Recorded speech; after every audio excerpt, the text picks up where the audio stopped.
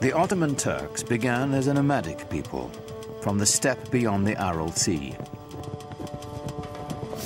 For centuries, they had wandered present-day Turkey looking for new pasture lands.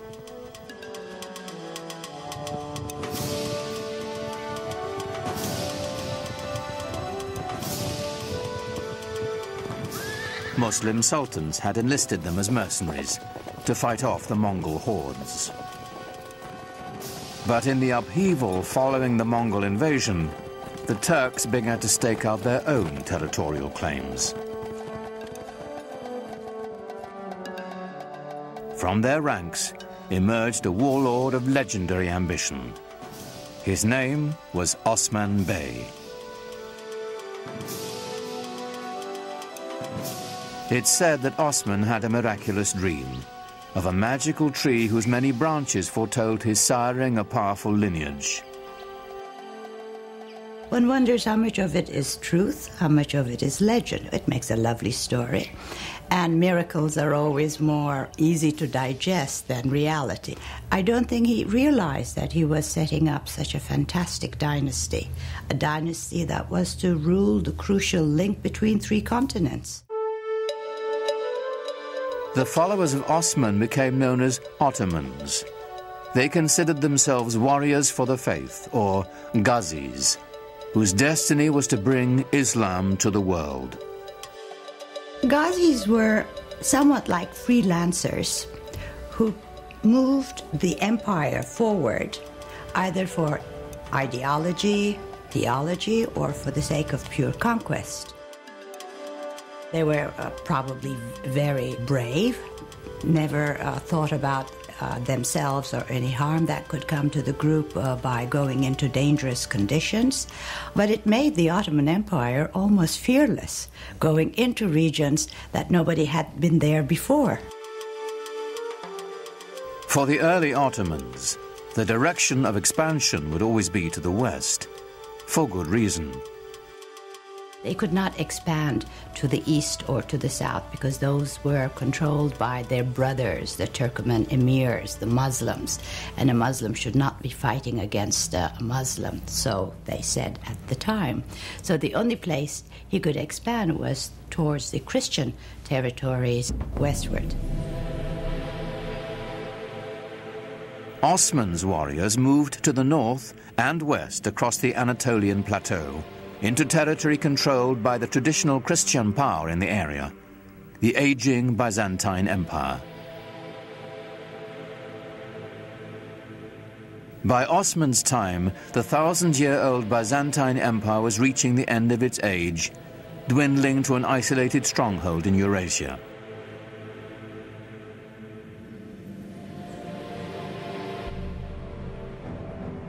The Crusaders had already wreaked havoc across the region on their way to Jerusalem, sacking the capital city and helping to reduce the once proud Byzantine Empire to a few small warring states.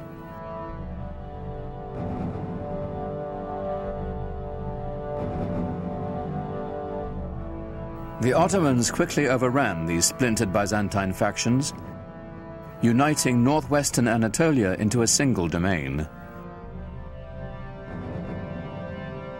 In 1326, the Ottomans took the powerful Byzantine city of Bursa, a victory that would change the character of the Ottoman Turks forever.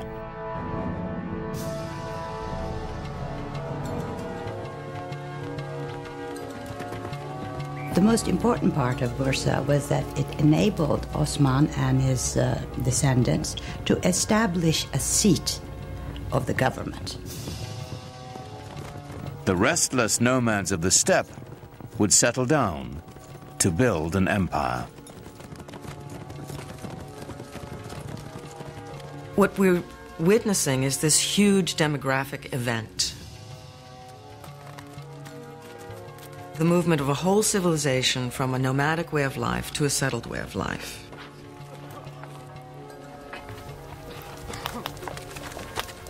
Now, when the Ottomans took Bursa and set it up as their capital, they were very concerned to establish themselves as the rightful standard bearers of Muslim civilization. Civilization meant organization, and the Ottomans set out to manage the vast regions they now controlled. Leaving the Byzantine clerks in place, they began to organize the new empire. First and foremost, taxation and record-keeping.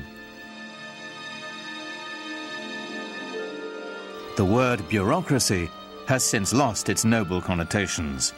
Yet this was a great innovation, as ambitious as any triumph in battle. The Ottomans are known for including and synthesizing the cultural elements through the lands that they passed. They are known for creating structures by which the peoples who lived there before could carry on their lives and their beliefs in the way that they chose. In fact, the Ottomans had fewer conflicts with their Christian subjects than those of their own faith. Muslim adversaries intent on challenging Ottoman rule. One of the bureaucratic, or let us say management problems facing the Ottomans was that there were still rival Muslim sort of proto-kingdoms around them. I mean, they were conquered by the Ottomans, but they had old grudges to bear. And they had certain claims to dynastic glory of their own. And they were constantly worried about these old Muslim families rising up and creating a rebellion. And so the story goes that they felt it would be imprudent to have the army made up of these sorts of people.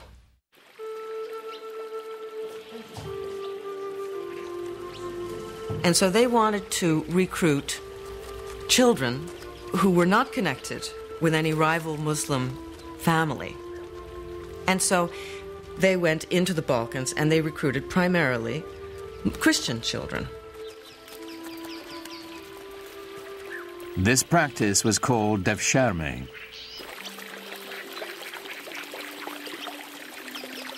The young boys were technically slaves of the Sultan, but they weren't treated like slaves. First, they were brought into the Muslim faith, taught rituals of washing and prayer, and the Arabic and Ottoman languages. This served a political as well as a religious purpose. Through the devshirme system, the Ottomans could create a caste without any conflicting loyalties to tribe or family. The children had such great future that a lot of the times Turks or even Muslims pretended that their children were Christian-born and would register them with the devshirme officials. The system was so beautiful in that they only had one allegiance, to the Sultan. No family, no region, no other ties. These children were then given the best possible education available in the world, perhaps, at the time. And they were then able to move into the highest positions of power in the empire. Those who were brainy went to the palace schools and graduated into different levels of viziers and governors. They even became grand viziers. Those who were brawny went to the Janissary Corps. The Janissaries were the Sultan's elite infantry. It was an army that would set the standard for centuries to come. They were the strongest, trained as military machines, no fear of dying, totally fearless, and their only love was to serve the Sultan. They were trained with all the precision and discipline, pomp and circumstance of a modern army. For the first time, an army wore uniforms and went into battle to the accompaniment of a military band. The Janissaries were the most feared troops in the Western world, a force that was worthy of this new Islamic empire and its restless visions of conquest.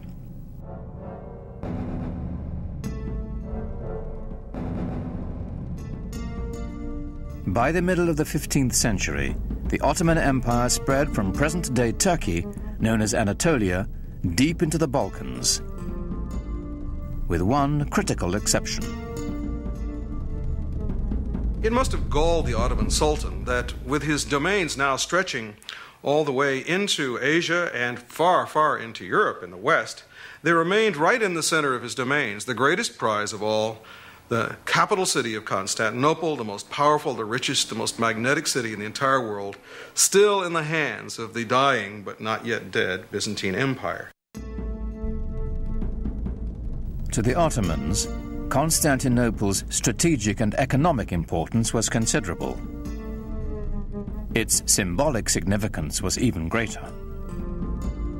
It was the city. There was no other city. If you were going to rule that area, obviously you would rule it from that city.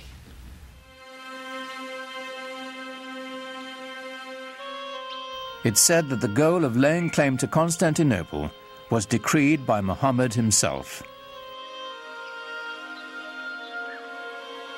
Every Ottoman ruler since Osman had wanted to seize the city, but it had always remained firmly in Christian hands.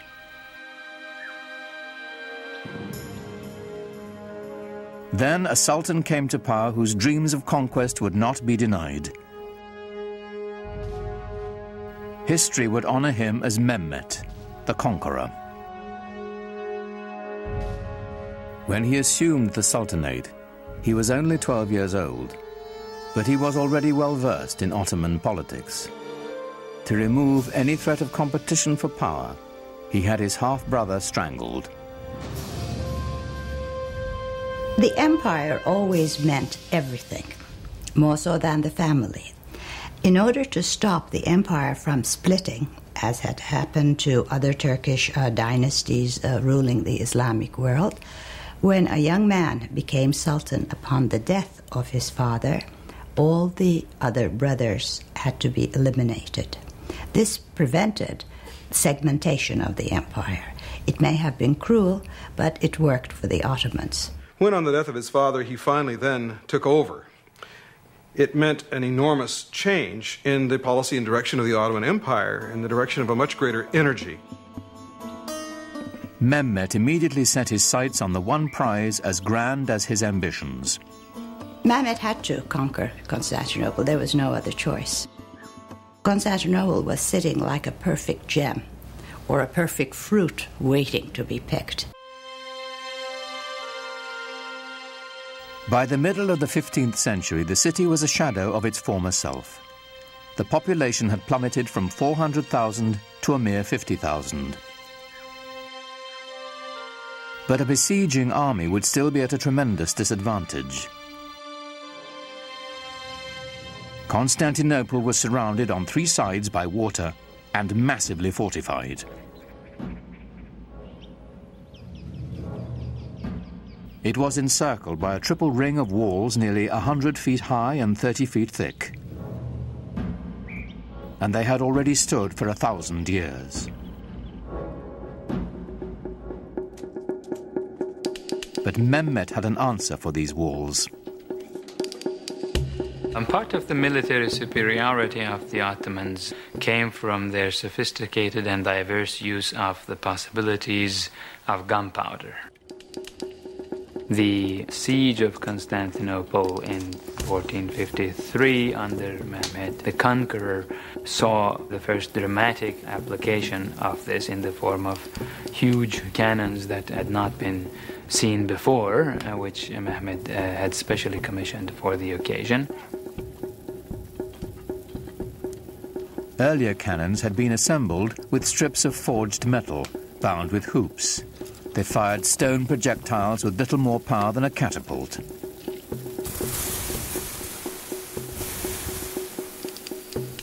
A new breed of cannons could be cast of solid bronze and packed with enough gunpowder to propel metal cannonballs with staggering force. But Mehmet was not staking his hopes on cannon alone. The mile-wide channel of the Bosphorus Strait was all that connected the city to the Black Sea. If he could cut it off, Constantinople would be at his mercy.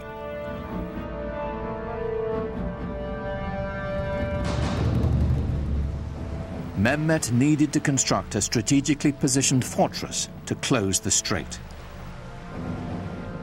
He built it right in the shadow of the great city walls.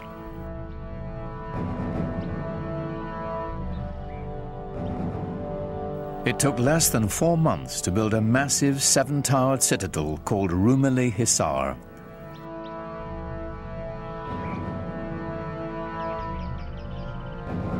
Mehmet himself is said to have carried stones during its construction.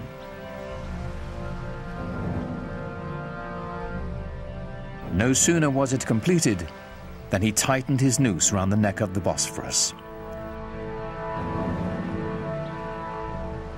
The first ship to defy his orders to stop was sunk, its crew decapitated and its captain impaled on the castle walls.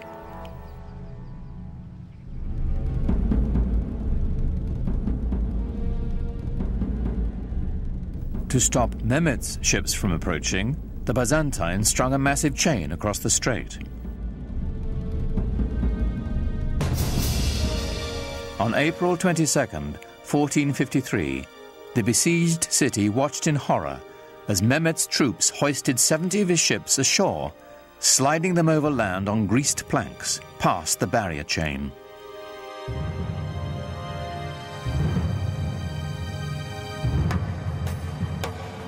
More than 100,000 Ottoman soldiers now stood before the walls of Constantinople, braced for the greatest bombardment the history of warfare had ever known.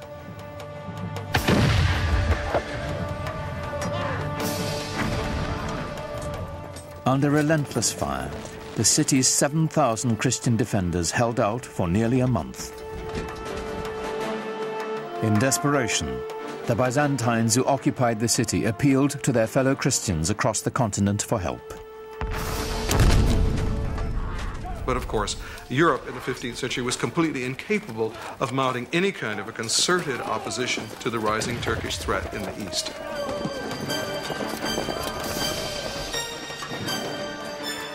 At that time, the kings of Europe had military and political problems of their own. Constantinople would have to fend for itself.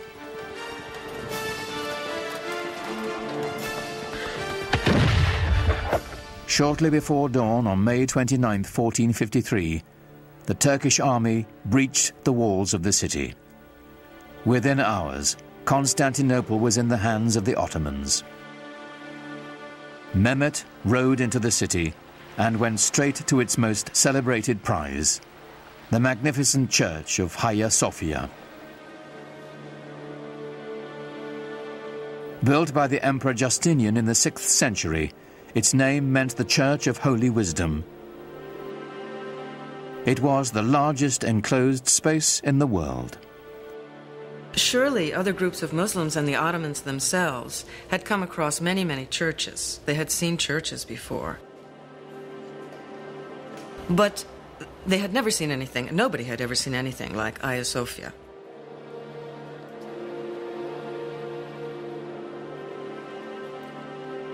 The Hagia Sophia, or Hagia Sophia as it's called in Turkish, was one of the marvels of architecture, marvels of the world. It had the largest and highest dome in history, and it was beautifully embellished with gold mosaics, and the space is incredible. For Mehmet, it was a great booty. Inside the church, a Turkish voice rose, proclaiming in Arabic the first pillar of Islam. There is no God but God. Muhammad is his messenger.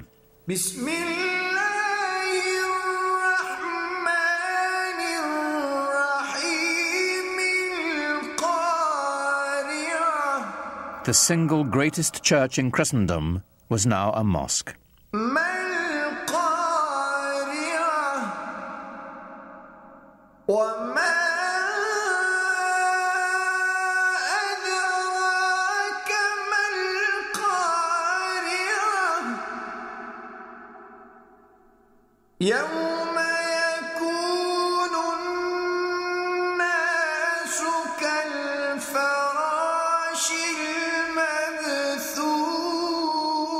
The Hagia Sophia became the inspiration for all Ottoman domed mosques to come.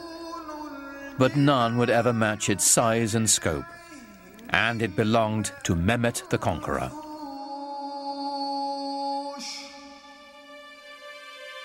News of his triumph sent shockwaves around the world. For Europeans, it was a concomitant disaster. Constantinople was, after all, the new Rome. It was Constantine's capital city. It was the symbol of Christian dominance in the East.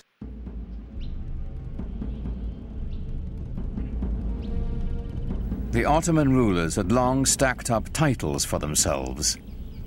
Khan, which is Turkish for emperor. Shahi Shah, Persian for king of kings. And Sultan, the Arabic word for ruler. But now, with all the former Byzantine Empire under their command, Mehmet and his successors claimed yet another title, Holy Roman Emperor. The Ottomans had reached the gates of the West and were poised to push on towards what they now claimed as their ultimate destiny, the conquest of Europe. That quest would fall to the most legendary sultan of all. He was born at the beginning of the 10th century by the Muslim calendar, and he was the 10th sultan descended from Osman. He was a child of destiny, whose greatness was expected. In the parlance of the day, he was the Sahib Quran, the universal ruler, the master of an auspicious conjunction, whose coming has been foretold, whose identity is confirmed astrologically. His name was Suleiman, after Solomon, the wise king of the Old Testament. The Ottoman Empire would reach its apex under Suleiman's reign. Suleiman was extremely well educated. He was trained to the Sultanate from the day he was born. As a young prince, he formed a relationship that would have a tremendous impact on his life and on the empire as well. And when he was still a crown prince, he also developed a great friendship with a convert, a Greek convert who took the name Ibrahim. The two were very close in age and apparently very close in other ways, personally, intellectually, educated together to a certain extent. And as was common practice, when Suleiman acceded to the throne on the death of his father, he took his faithful Ibrahim with him to Istanbul. Suleiman was 26 when he took the throne, determined to make his mark on the world, as soon as his ministers would let him. In his early years, Suleiman had to contend, for example, with grand viziers and generals who simply refused to obey him, feeling apparently that here was a 26-year-old kid who had never seen very much in the way of action and hadn't done very much to show that people ought to, in fact, obey him. The way to prove his mettle was on the battlefield. Every new sultan was expected to begin his reign by expanding the empire. Ottomans now controlled Kurdistan, Egypt, and the holiest cities of Islam, Mecca and Medina. Suleiman set his sights on Belgrade in Hungary, the stepping stone to Europe. He was the head of the Ottoman dynasty, and he had certain duties to perform. One was conquest, and the first task Suleiman took upon himself a year after he ascended the Ottoman throne was to head towards Belgrade and capture it. Belgrade was very important strategically because it was from there the army could move further on west. A year later, he turned his ambitions on the island of Rhodes. The tiny island was a troublesome outpost of Christianity in an otherwise Ottoman sea.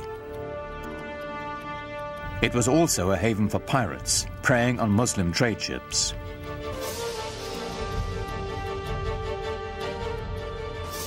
The 50,000 defenders of Rhodes manned one of the strongest forts in the world. Suleiman decided on a tactic other than relying on gunfire from his huge cannons. A new tactic, seldom used until that time. The Ottomans are the first major force to actually develop new ways of harnessing gunpowder to the cause of military expansion in creative ways. Ottoman sappers dug out a series of 50 tunnels near the base of the fort so they could mine its foundations.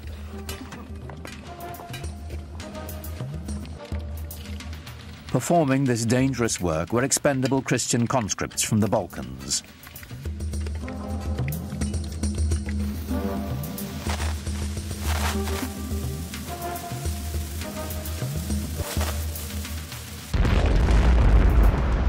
The resulting explosion signaled a furious 6-hour Ottoman assault.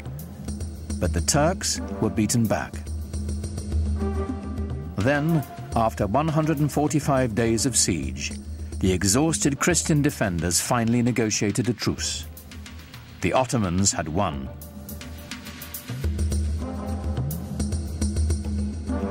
Victory did more than deliver Rhodes to the empire.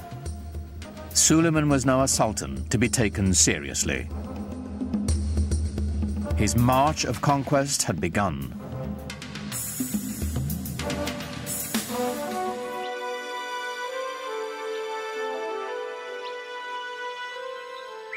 Europe grew to fear the name of Suleiman. But within his own borders, he had another reputation. Islamic history remembers him as Kunan, the lawgiver. Ottomans were really bureaucrats in full sense of the word. They kept every single record, and in order to control the different peoples who participated in the world of the Ottomans, they had to have very carefully sorted out legal systems. Under Suleiman, a single legal system was defined for the sprawling empire. His laws would later become the basis of constitutions for several other nations. Well, Suleiman was the supreme monarch of the area. He was the center of the world.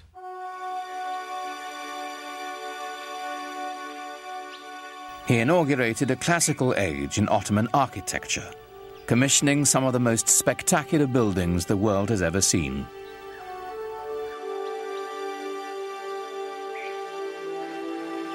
Suleiman was in a unique position of wealth and of consolidation, and he focused his attention on developing monumental architecture to commemorate his great dynasty and himself.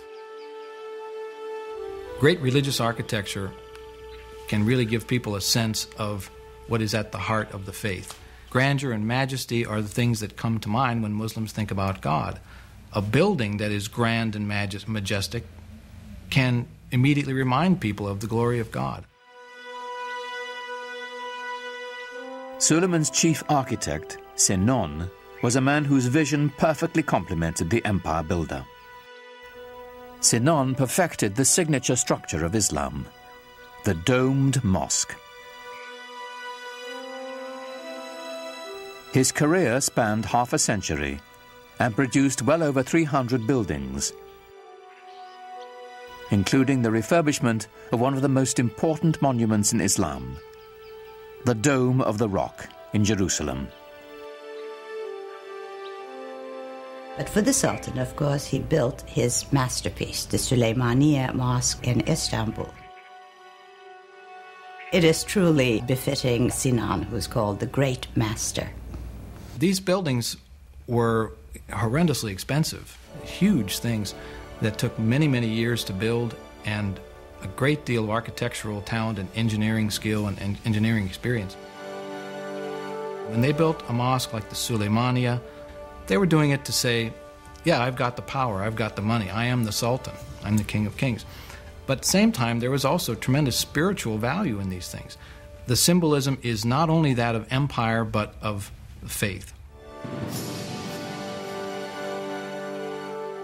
In the spirit of Muhammad's teaching, the Great Mosque was a center of social services, complete with a hospital, school, and library. At its inauguration, it's said Suleiman gazed at it with awe and exclaimed, "O Solomon, I have surpassed thee."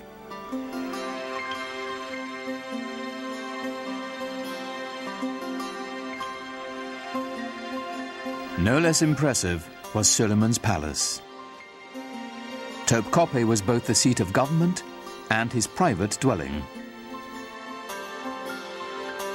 Suleiman was also a great patron of the arts. And since the empire was very rich, the best artisans were there. So everything started flourishing. The architecture or the arts of his period show the first golden age of the Ottoman world.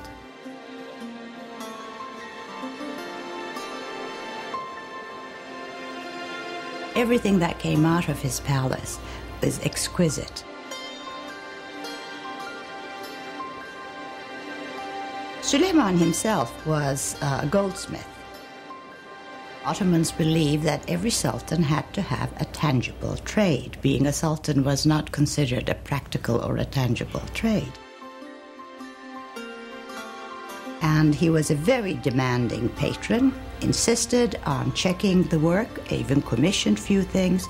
And I think each artisan group or each corps working for the palace tried to outdo one another to please the sultan, because to please him had wonderful rewards.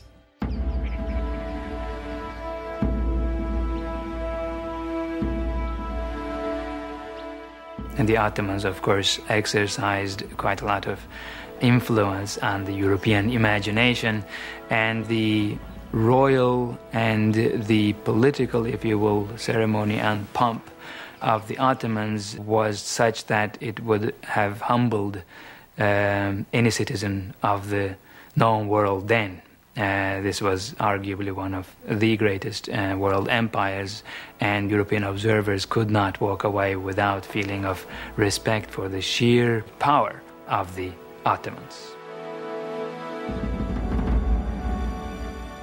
In public, Suleiman required that all those around him remain completely silent, while he made his wishes known with the slightest nod or gesture.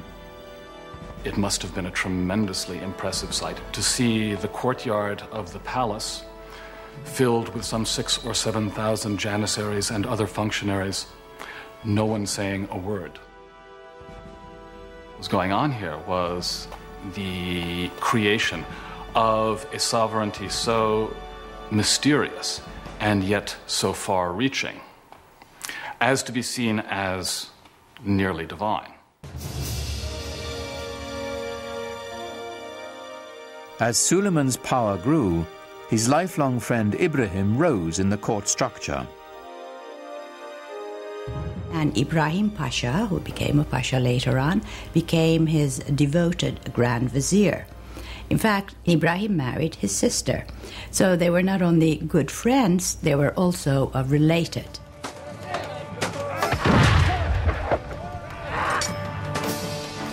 Ibrahim campaigned with his own army, growing in influence and ambition, till his power was second only to Suleiman's.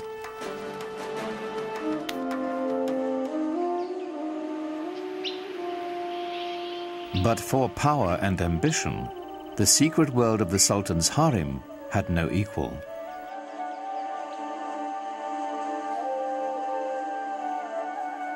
Contrary to the Western stereotype, it was not the Sultan's playpen, but lay at the center of dynastic power. The harem was the private quarters of the Sultan. We tend to think of the harem as where the women live, but what it means is the place where you're not on display. Home is what it means. Islam allowed the Sultan 4 wives and many concubines. It was a system designed to produce heirs, is what it was. when you look into the actual details of how these things were carried out, it was hardly anything terribly erotic. I mean, the Sultan did not have much choice in his selection of female companions. The Sultan was not in a position to look around and say, I want her, because his mother would have a lot to say about it.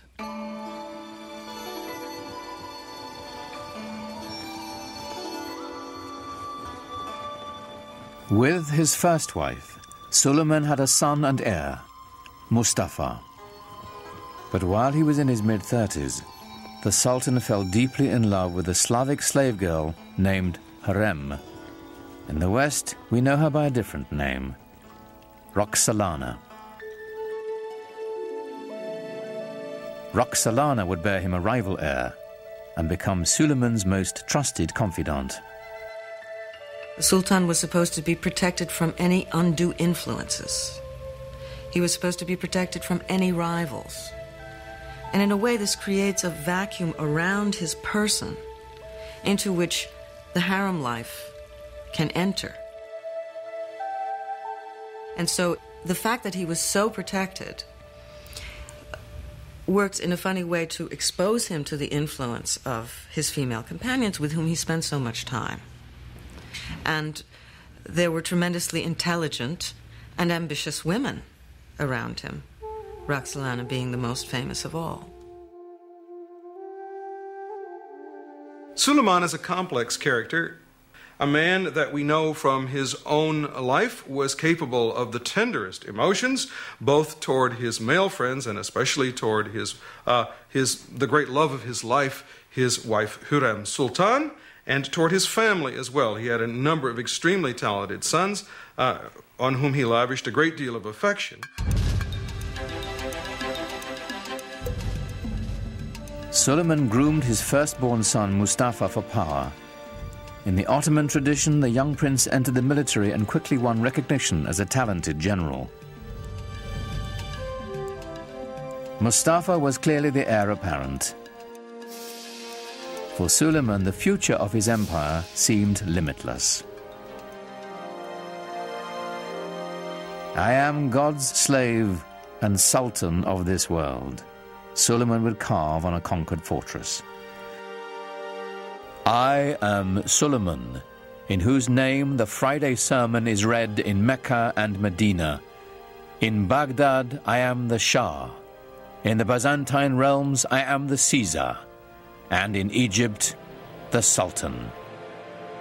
He, of course, at the height of his powers, clearly saw himself as dwarfing all his rivals, perhaps rightly so. One of Suleiman's greatest rivals was to the east, the empire of the Persian Safavids. This was a Muslim enemy whose rival creed made them fierce antagonists of the Ottomans for centuries. The Safavids were also Turkic in their ethnic origins, and indeed spoke Turkish as a language of daily life. But they were moving into the Muslim world, unlike the Ottomans who were moving into the West.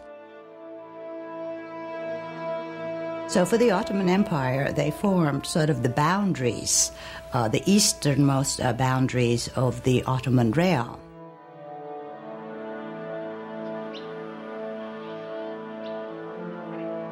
The Safavid dynasty was Shiite Muslims, bitter rivals to the Sunni Ottomans.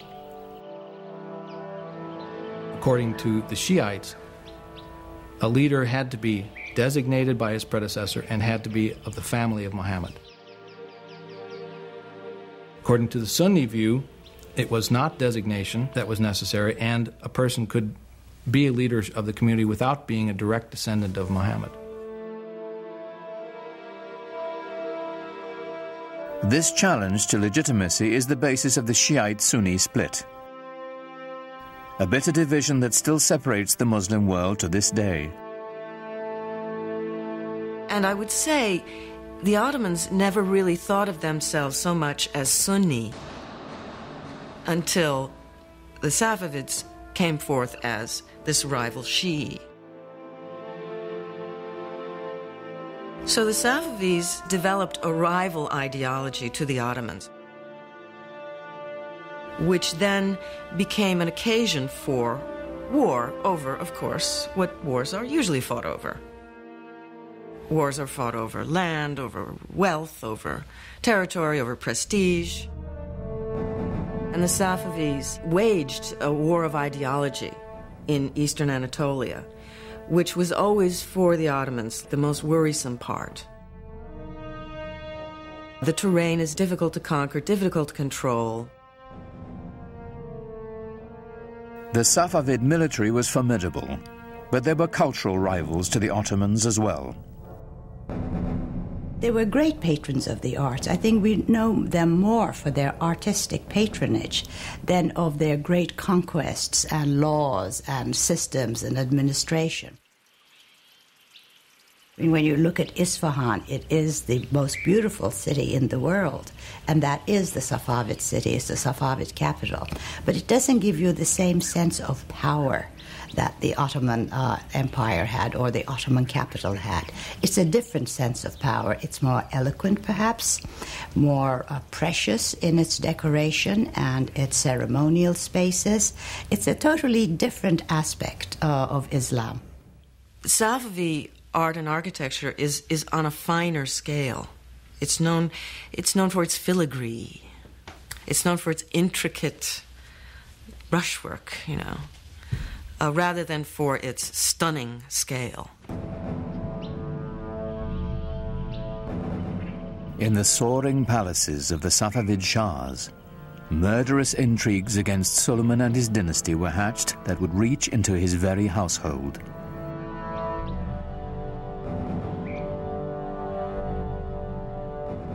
But Suleiman's eyes were on the west, where a fragmented and vulnerable Europe awaited his conquest.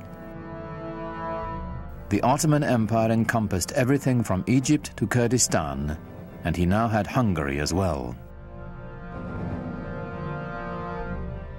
But he had ambitions of going beyond that and actually bringing the larger portions of the world known to him, if not all of it, under his control.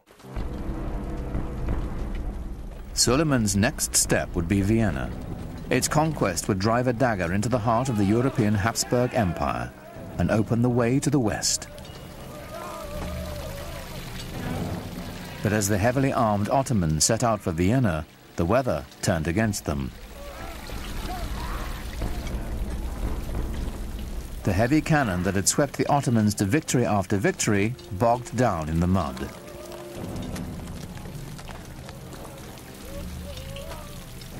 Suleiman had to move on without them.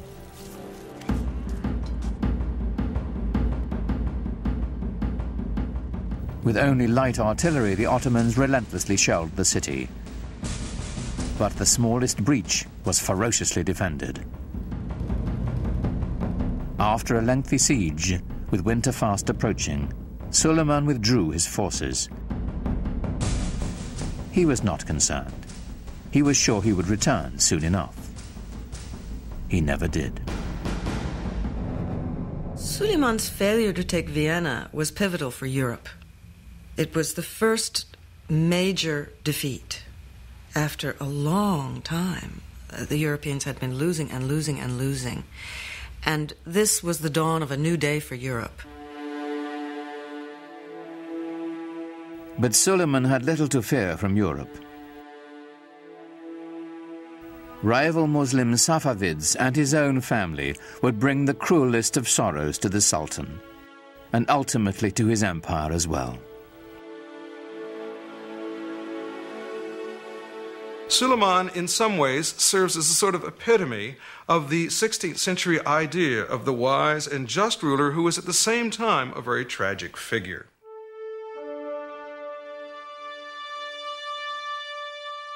In the power-laden world of the Sultan's household, the intrigues never ceased. The Topkapi Palace, as it was originally conceived, had no quarters for the ladies. The women lived in what was called the Old Palace. But Hurram always complained about her husband, as most wives would, spending too many days and months campaigning outside the capital. She kept saying she feels very lonely and the children miss him. Well, surprisingly, there was a fire in the old palace, fire in Hurram's quarters. So she had to be moved to the Topkapi Palace temporarily while her old quarters were being renovated. Well, she moved in and never moved out.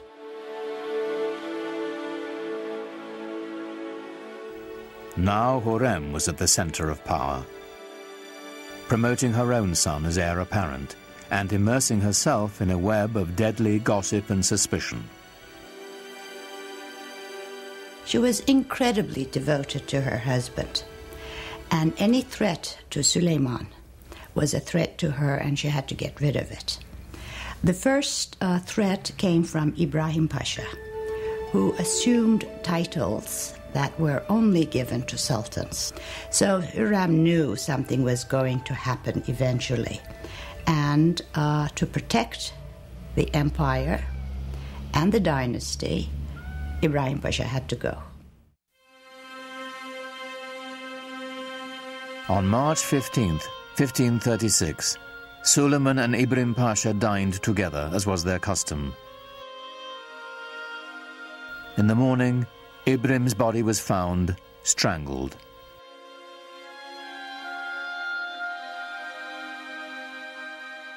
But Suleiman's desolation and loss had only begun.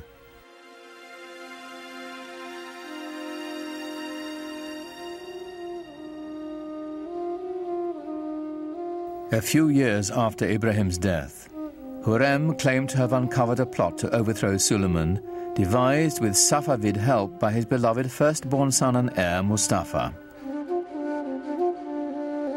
This is a continuous problem in Ottoman history, sons trying to eventually replace their father. This happens in monarchies. Succession could become a problem, and it was an acute problem, and Suleiman had his share of it and perhaps did not always play his hands right. Without hesitation, Suleiman ordered Mustafa's execution, then sat by the young man's body for days, refusing to allow anyone to touch him. The best hope for the empire's future was dead.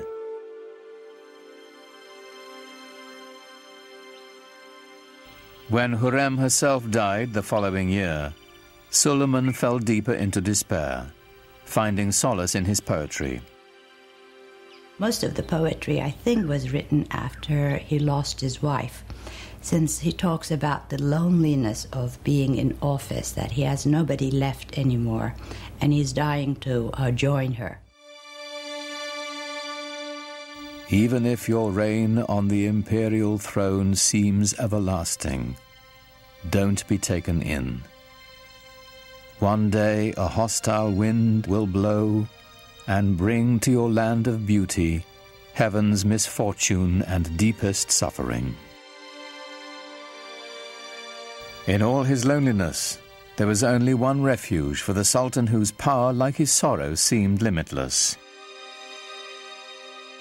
He returned to the field of battle, to the work of conquest. He personally led 13 campaigns. The last one was at Szigetvar, which is in Hungary now. I think he knew that this was going to be his last campaign. He personally led it, knowing that he would not come back alive.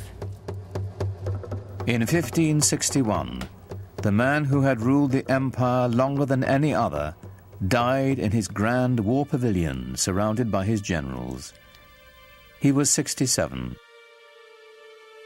No Ottoman Sultan would ever achieve his greatness again. The nexus of world power would move from the Mediterranean Sea to the Atlantic Ocean and the New World, slowly leaving the Ottomans behind.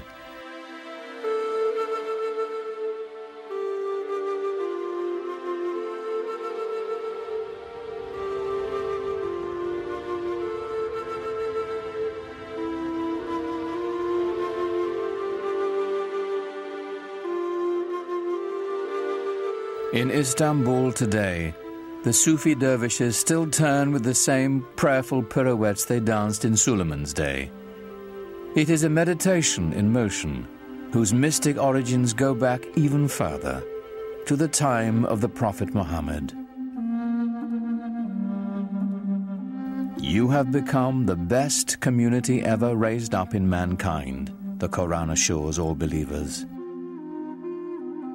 Enjoining the right and forbidding the wrong, and having faith in God. Islamic and Western civilization have the same roots. Their dawning in the Fertile Crescent, the monotheism of the Jews and Christians, the classical intellectual culture of the ancient Greeks. The two traditions are kindred spirits, alike, yet very different. Islam's legacy is intertwined with the West's, and to the billions of Muslims who make it the second largest religion in the world, it is a living legacy. An elemental part of the great human venture that is world civilization.